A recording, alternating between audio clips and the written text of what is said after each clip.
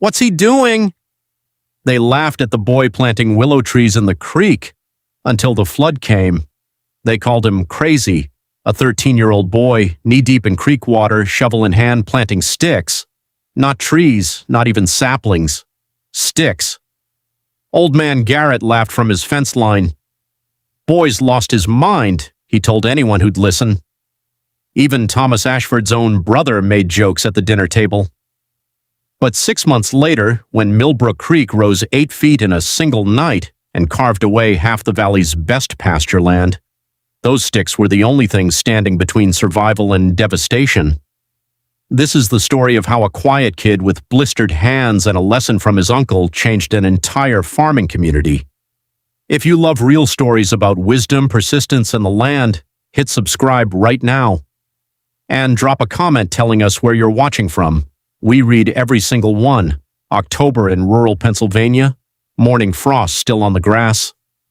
Thomas Ashford dragged bundles of willow cuttings down to the creek behind his family's farm, and the whispers started immediately. "What's he doing?" Mrs. Henderson watched from her kitchen window. "Ruth, your boy's playing in the mud again." For 3 weeks straight, Thomas worked that creek bank. Before school, after chores, weekends from sunrise to dark.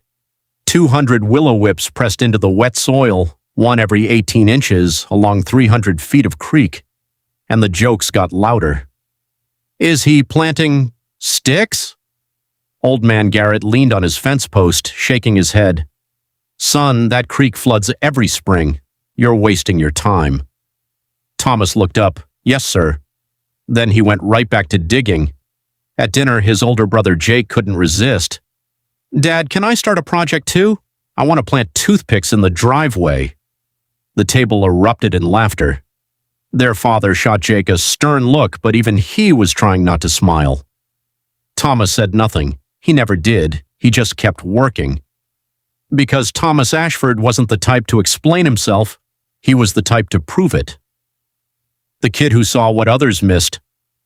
Thomas wasn't like his siblings. Jake won wrestling medals. His sister Emma made honor roll. But Thomas was the one who found the barn cat's litter before anyone knew she was pregnant. The one who noticed the northeast fence leaning 2 weeks before it collapsed.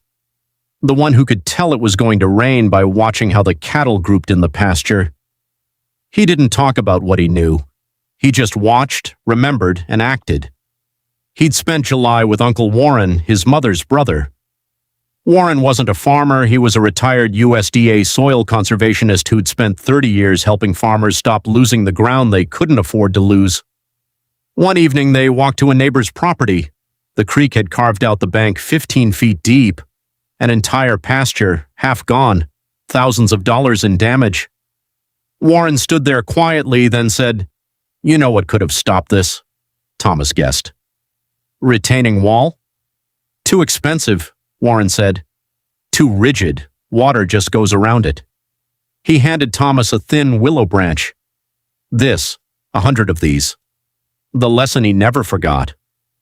Warren explained it like he was reading from a textbook, but his voice was gentle, patient. "You plant these along a creek bank 18 inches apart.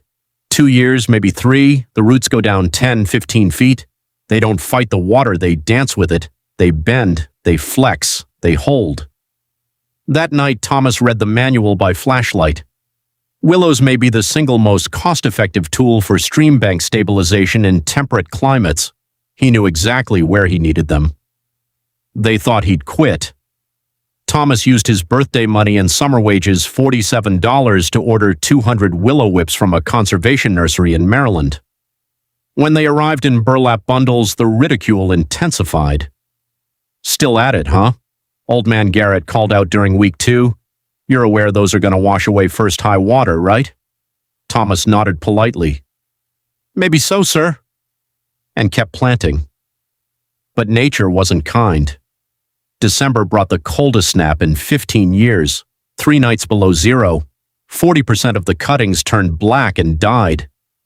Thomas spent a frozen Saturday pulling dead whips and replanting with backups he'd rooted in buckets in the barn. By summer, a brutal drought dropped the creek to a trickle. The surviving willows were pencil-thin and struggling. Thomas hauled buckets of water from the well every evening after chores. It almost failed. Jake looked at them one evening and shrugged. "Your twigs are growing, congratulations." Most of the community had stopped talking about it, the Ashford boys' forgotten project. Nothing more, until the sky opened. Nobody saw it coming. A dry summer had left everyone relaxed. Then the remnants of a tropical storm stalled over Pennsylvania and refused to move. It rained for 6 days straight. By day 5, the ground was saturated. The creek was rising. By day 6, the National Weather Service issued a flash flood warning. Millbrook Creek's gauge read 6 feet. Normal was 2. Thomas noticed things others didn't. Crawfish climbing out of the creek onto dry ground.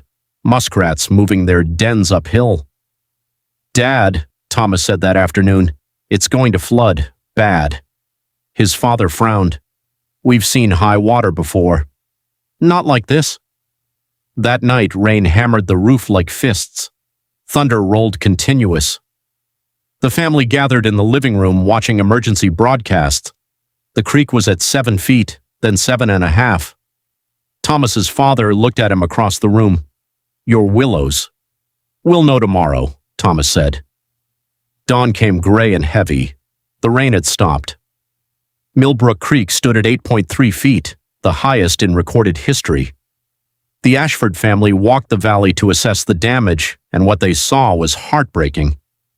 Old man Garrett's farm, 30 feet of pasture simply gone, the bank carved away completely. What had been a gentle slope was now a cliff face. Fence posts dangled in midair. 30 years of soil building washed to the Susquehanna River. Garrett stood in his ruined field, hat in his hands, and when he saw the Ashfords, his voice cracked. "Lost about an acre, I figure." He turned away. Mike Patterson's place was worse. The creek had changed course entirely, cutting a new channel through his bottom field. His equipment shed tilted on an exposed foundation. Mrs. Henderson's bridge supports were undermined. Her barn was flooded. Her creek bank had collapsed in 4 places, and then they reached the Ashford property. "Wait, what?" Thomas's father stopped suddenly. Thomas came alongside him. The creek was still high, still brown, still angry, but the bank was there, not untouched, not perfect, but there. The willows stood bent parallel to the current, leaves stripped, trunks muddy and battered, but standing. Their roots, exposed in places by the sheer force of the water, were visible now like cables gripping the earth, refusing to let go. Behind them, the soil was intact. The pasture fence still stood. The channel hadn't moved. Where neighbors had lost feet of land, the Ashfords had lost inches. Thomas's father couldn't speak. He just put his hand on his son's shoulder. Jake walked down to the water line, touched a willow trunk, and looked back at his brother. "You knew?" "Uncle Warren knew," Thomas said quietly. "I just listened." The man who laughed the loudest. That afternoon, old man Garrett Boots caked in mud from his destroyed field. He stood at the Ashford Creek bank for a full minute, walking the length of the willow line. Finally, he spoke. "Boy, where'd you get these?" Thomas wrote down the nursery name and handed it to him. Garrett folded the paper carefully. "I owe you an apology, and I owe you a thank you, because you just saved me from my own stubbornness." Thomas handed him Uncle Warren's manual. "Start on page 12. That winter, Garrett planted 300 willows. Patterson planted 400. Mrs. Henderson planted along her entire property line. 5 years later, 23 farms along Millbrook Creek have living willow buffers. The county launched a stream bank initiative using Thomas's project as the model. Soil erosion has dropped 87% along protected banks. Thomas is 18 now, heading to college for environmental science, but he still walks that creek line some mornings, coffee in hand, watching the water move past roots that go 15 feet deep. The truth about wisdom. People think this story is about willows. It's not. It's about listening when someone older tells you something simple. It's about doing the work when people laugh. It's about trusting that nature has answers we've forgotten. And it's about knowing that the most powerful thing you can do sometimes looks like the smallest. Those willows will be there long after Thomas is gone.